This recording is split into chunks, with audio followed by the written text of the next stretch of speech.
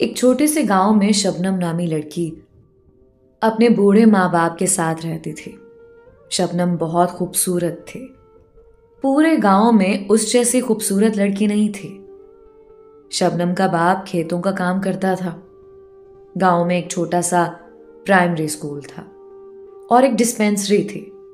Dispensary में अच्छी तरह इलाज नहीं होता था, पर गांव के लोग और कर भी क्या सकते थे। एक दिन एक नया डॉक्टर आ गया जो जवान और खूबसूरत था। पूरे गांव में ये बात फैल गई कि नया डॉक्टर आया है जो हर तरह के इलाज में काफी महारत रखता है और इखलाक भी बहुत अच्छा है। एक रात शबनम को बहुत तेज बुखार हुआ। सुबह होते ही उसका बाप शबनम को डिस्पेंसरी ले गया। डॉक्टर ने जब शबनम को देखा तो देखता ही रह गया। शबनम थी भी बहुत खूबसूरत। डॉक्टर ने उसका बुखार चेक करने के लिए उसका हाथ पकड़ा और धीरे धीरे दबाने लगा। शबनम को एहसास हुआ कि डॉक्टर की नीयत ठीक नहीं है। उसने फौरन अपना हाथ खींच लिया। डॉक्टर भी समझ गया कि लड़की खूबसूरती के साथ साथ बहुत ज़हीन भी है। थोड़ा वक्त लगेगा। डॉक्टर ने शबनम को धीरे से कहा, आपको बुरा लगा? माफी चाहता हूं। शबनम खामोश रही। डॉक्टर की जान में जान आई कि ये शोर मचाने वालों में से नहीं है। डॉक्टर ने कुछ मेडिसिन दी। शबनम जब जाने लगी तो डॉक्टर ने कहा, जब भी जरूरत पड़े तो हमें खिदमत का मौका जरूर दीजिएगा।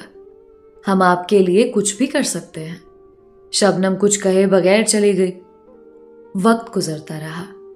शबनम के बाप ने शबनम की शादी एक अमीर जिम्मेदार चाचा बख्शू से तय कर दी, जिसकी उम्र 60 साल से तजावुज कर चुकी थी। शबनम पर तो जैसे कयामत आ गई, क्योंकि शबनम सजावल से प्यार करती थी। सजावल गांव के एक गरीब मोची का बेटा था। शबनम पूरी रात रोई। रात के आखिरी पहर में उसको डॉक्टर का वो जुमला याद आया, मैं आपके लिए कुछ भी कर सकता हूं। बस उसे उम्मीद की किरण नजर आई। सुबह होते ही वो बीमारी का बहाना बनाकर डिस्पेंसरी चली गई। शबनम जब डिस्पेंसरी पहुंची तो डिस्पेंसरी में काफी भीड़ थी। शबनम ने इंतजार करना मुनासिब समझा। जब मरीज कुछ कम हुए तो बाकी मरीजों को डॉक्टर ने बहाना बनाकर वापस भेज दिया। डॉक्टर बहुत खुश था। शबनम से पूछा, जी जनाब, मैं आपके लिए क्या कर सकता हूं? शबनम रो पड़ी। डॉक्टर ने पानी दिया। जब शबनम के हवास बहाल हुए तो कहने लगी, मेरे साथ बहुत ज्यादती हुई है। डॉक्टर ने पूछा, क्या हुआ? शबनम ने कहा कि मेरी शादी एक बूढ़े शख्स से की जा रही है जो कि मेरे बाप की उम्र का है। प्लीज आप कुछ कीजिए। डॉक्टर ने कहा, आप फिक्र ना करें, हर मसले का एक हल जरूर होता है। शबनम ने कहा, मैं सजावल से प्यार करती हूं। डॉक्टर ने पूछा, कौन सजावल? शबनम ने कहा, वो यहाँ के मोची का बेटा है। 5-6 साल से हम दोनों एक दूसरे से प्यार करते हैं। डॉक्टर को बहुत बुरा लगा। फिर उसने सोचा, मुझे इससे क्या, मैं तो अपना काम करके रहूंगा। फिर डॉक्टर ने शबनम से पूछा, शादी किसके साथ हो रही है? तो शबनम ने कहा, चाचा बख्शू से। डॉक्टर ने कहा, इसका तो आसान हल है मेरे पास। शबनम खुशी से डॉक्टर को देखने लगी। डॉक्टर ने कहा, चाचा बख्श इलाज के लिए मेरे पास आता है। वो हाई ब्लड प्रेशर और शुगर का मरीज है। बस मुझे दवाइयों में कुछ अदला बदली करनी है। वो ज्यादा दिन नहीं जिएगा। शबनम तशक्कुर आमेज निगाहों से डॉक्टर को देखने लगी। डॉक्टर के चेहरे पे एक शैतानी मुस्कुराहट आ गई और कहा, इसमें मेरा क्या फायदा? शबनम ने कहा, काम हो जाने पर मैं आपका काम कर लूंगी। और डॉक्टर से वादा करके चली गई। कुछ दिन बाद गांव में ये बात फैल गई कि चाचा बख्शू बहुत सख्त बीमार है और इसी बीमारी में उसकी मौत हो गई।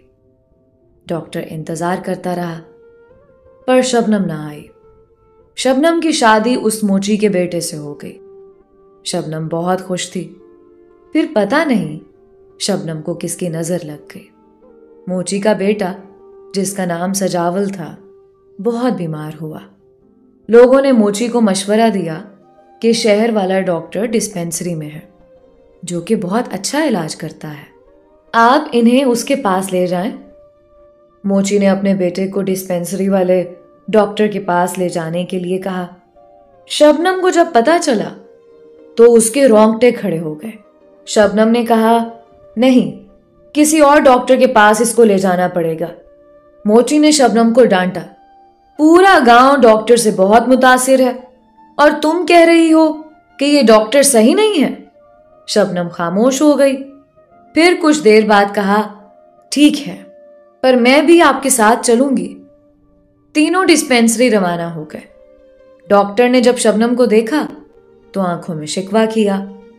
शबनम को भी अपना वादा याद आ गया। डॉक्टर ने मोची को दवाई लेने बाहर भेज दिया। सजावल अपनी तकलीफ में था। उसकी आंखें बंद थी। डॉक्टर ने शबनम से कहा, अब फौरन मेरा काम कर दो, वरना मैं इसका इलाज नहीं करूंगा। शबनम रोने के अंदाज में हाथ जोड़कर माफी मांगने लगी।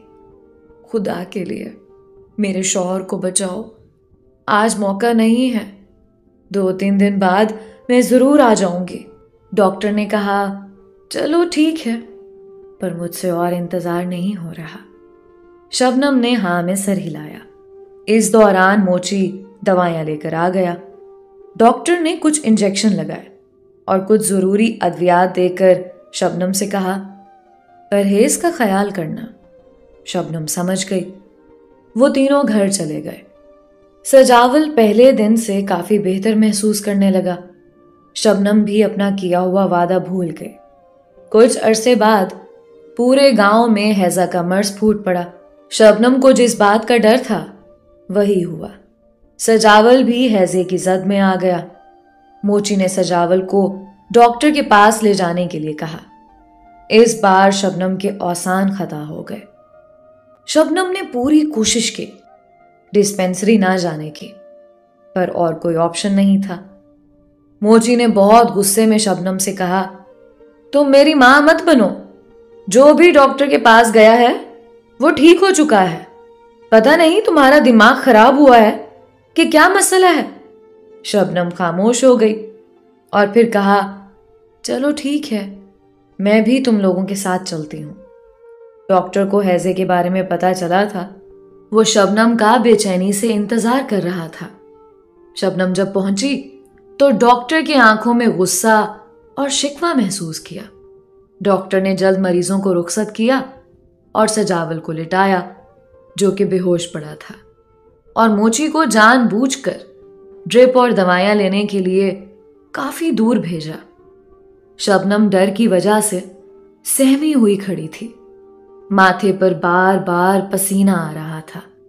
डॉक्टर बोला, अब आया ना ऊंट पहाड़ के नीचे। शबनम जमीन को देख रही थी। डॉक्टर इस मौके से पूरी तरह फायदा उठाना जानता था। मसला काफी गंभीर है, इसकी जान भी जा सकती है, डॉक्टर ने फातिहाना अंदाज से कहा।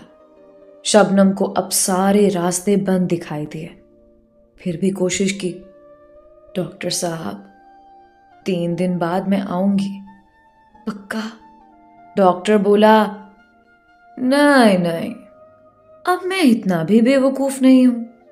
शबनम को कुछ समझ नहीं आ रहा था कि क्या करूं। उसने एक और पैंतरा आजमाया। अगर सजावल को कुछ हुआ तो पूरे गांव को चीख चीख के बता दूंगी कि बख्शू को तुमने मारा है। डॉक्टर के होंठों पे एक शैतानी मुस्कुराहट फैल गई। पूरे गांव को पता है कि बख्शू बीमार था, इसलिए कुछ दिन पहले उसने वसीयत भी लिखवाई थी, और अगर वो बीमार होता भी नहीं तो तुम्हें पूरे गांव को वजह भी बतानी होगी। शबनम बोली, डॉक्टर तो मसीहा होता है, तुम कैसे डॉक्टर हो? डॉक्टर बोला, औरत जात भी बहुत नरम दिल होती है। तुम कैसी औरत हो? अपने प्यार के लिए एक बेगुनाह शख्स को कब्र में धकेल दिया। अब फैसला जल्दी करो, मोची आता ही होगा। मैं अंदर जा रहा हूं, चाहो तो सजावल के इलाज में मेरी मदद करो, नहीं तो कुछ भी हो सकता है। सजावल से इतना प्यार करती हो तो इस प्यारी सी जिंदगी में मुझे बस 10 मिनट दे दो और बाकी की जिंदगी सजावल के साथ गुजारो। तुम्हारी जिंदगी पर असर नहीं पड़ेगा, क्योंकि गुनहगार हम दोनों हैं। और दिल में सोचा कि ये मेरा पहला गुनाह होगा, क्योंकि बख्शू इत्तेफाकिया अपनी मौत मरा था। और अंदर जाने लगा। शबनम की आंखों पर अंधेरा छा गया। वो भी एक हारे हुए जुआरी की तरह पीछे पीछे चलने लगे। कुछ दिन बाद सजावल बिल्कुल ठीक हो गया। ठीक क्यों ना होता, शबनम ने उसकी जिंदगी की पूरी कीमत चुकाई थी।